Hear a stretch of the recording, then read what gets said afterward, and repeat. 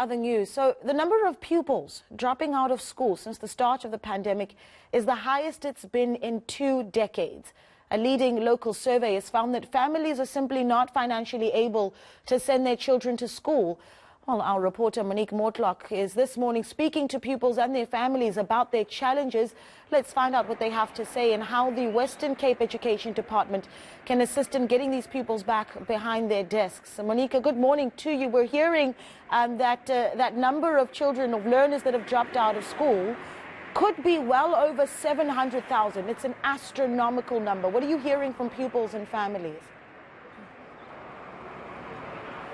Yes, we have heard from some teachers, some educators here at the Roosendaal High School, who we will be chatting to a little later, that they've started a program specifically targeting or trying to help these learners who are most at risk of dropping out of school.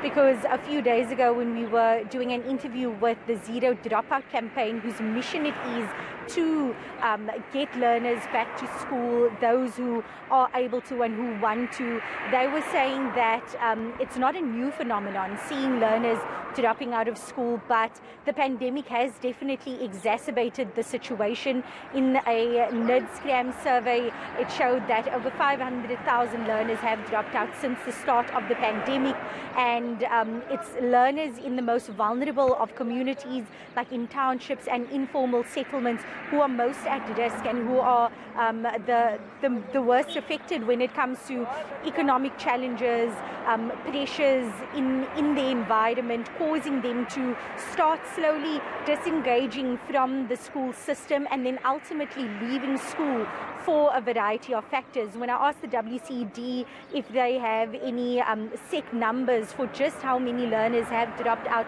over the course of the pandemic, they said it's hard to quantify how many learners have dropped out specifically due to pandemic-related issues, whether that be financial or emotional or health reasons. And it's something they've always had difficulty in quantifying, simply because there are a variety of reasons why learners do leave school. Sometimes it's not only because they've started disengaging, but it's simply due to a lack of interest, and also others opt to go to FET institutions, for example, to study further there. And what the WCD said is that it has various interventions in place, especially to help learners from a foundation phase already, which is crucial to get these learners who are at risk of disengaging from the school system entirely, to get them interested, to see what their strengths are, how teachers and support systems like the school dropout program here in Delft, that we'll be touching on a little later, how they can help these learners. Yeah, well, I'd like to get into that. And then, of course, if the Western Cape Education Department says they're not sure what those numbers look like, and then at the same time, they have very often been quoted saying that their annual budget does not match the growing number of pupils that are in its care. So what is it that they can actually do at this point? So, as I mentioned, just one of the programs that we'll be shedding light on a little later.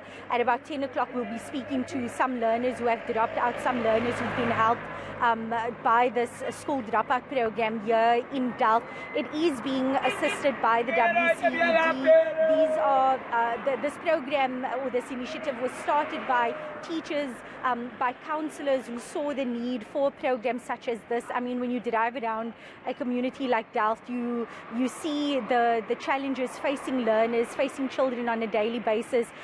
Many schools, the WCED said, 894 schools out of 1,010 primary schools, have been unable to return to full capacity simply due to a lack of infrastructure and resources to enable that they stick to COVID-19 safety protocols. So with all of these problems in place and under-resourcing in place, it's really up to teachers at these schools who work with the children on the ground to help those who they see are at risk of leaving school. Yeah, and it is very important work as well. Monique, thank you so much for that update. That's Monique Mortlock there speaking to us in Cape Town.